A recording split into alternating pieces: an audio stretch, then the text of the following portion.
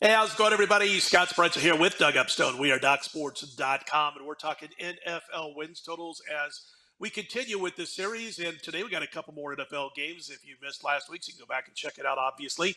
Before we jump into it, though, you can see at the top of your screen there, it says get a free $60 account. Well, here's how that works. If you're not yet a member at DocSports.com and you want to give us a trial run, you click on that link below the video. You set yourself up for that free $60 account.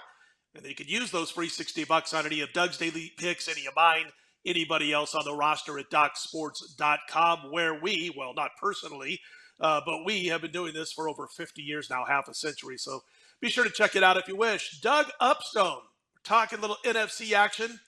I've got it under. You've got it over. Why don't you kick things off for us, man? And I like your play here, by the way, as you whispered it to me before we started shooting. Well, thank you, Scott. Geez, that's a high praise there from coming from Mr. Spreitzer on that one. And so what we're looking at, the New Orleans Saints. Now, last year wasn't quite the year that they had expected, but one thing that did happen that was a big positive, that Jameis Winston actually looked like an NFL quarterback that wasn't going to throw a ton of interceptions. Under the tutelage of Sean Payton last year, he learned to throw the ball away, became much more productive in terms of how he played and how he went about his business, and it showed on the field. He got injured. That certainly didn't help matters overall for the New Orleans Saints last year. So coming into this year, I think he's a key component for them in terms of their success, and he actually has a number of weapons around him. Now, it's hard for me to even say that Jameis Winston is a key component because after all those years in Tampa Bay, there was plenty of interceptions that occurred, no matter how well he did or did not play from that standpoint. But it seems like he's on the right path. Seems to have under the right system now that seems going to work best for him. And I like his weapons that he has around him, Scott. I mean, now Michael Thomas is coming back after a year of injury. They drafted Chris Olave from Ohio State, who is a big play waiting to happen. And it certainly appears that Alvin Kamara is not going to miss any time this upcoming season on the running back position, and also as an outstanding pass receiver. So I think that's going to be a huge plus. So I like where the offense is going. The defense speaks for itself. I mean, last year, this team was 7th overall in total yards, 4th in scoring defense. The only question I had about them against certain big play teams, they gave up too many points in some of those games, which hurt them last year. But if they have a more productive, and skilled offense that can offset that, their win total on the New Orleans Saints is 9.5. I'm going to go over the 9.5, Scott, thinking they're going to win 10 or 11 games, and who knows, they might even press Tampa Bay for the division title.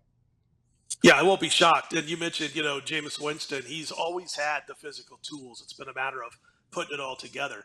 And he was a key player because he was either throwing a touchdown or a pick. That's pretty key to me when he was in Tampa Bay.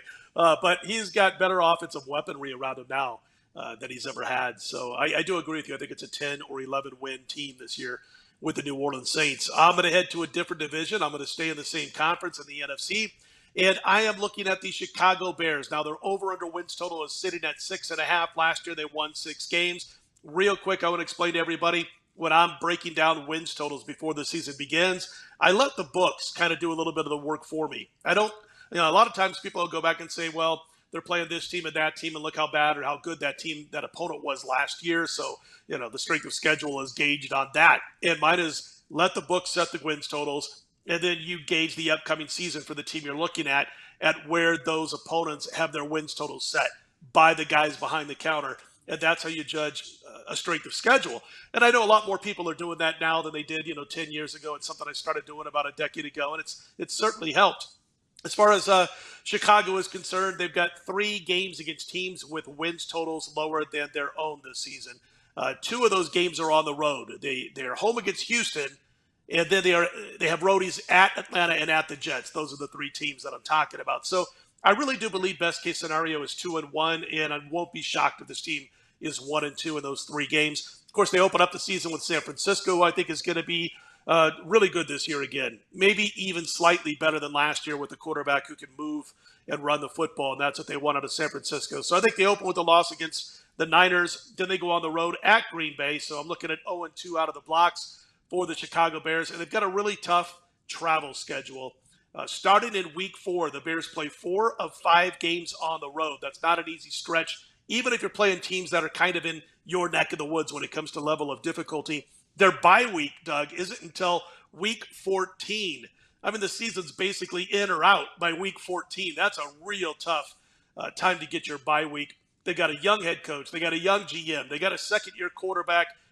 I'm not going to say he disappointed because so much of it wasn't his fault last year, but he certainly didn't take them to another level with his own play. And again, I'm not blaming him for that.